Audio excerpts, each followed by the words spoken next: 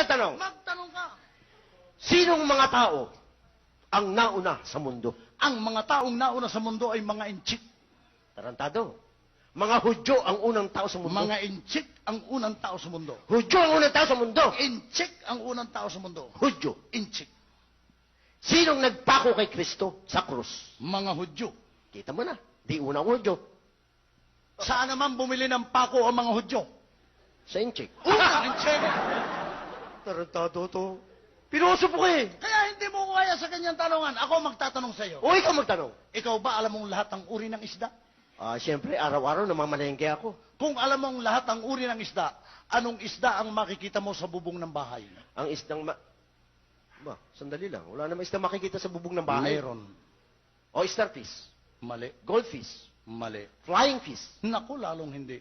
O ikaw, anong isda makikita mo sa bubong ng bahay? Ang isdang makikita sa bubong ng bahay, yung isdang tangay ng pusa.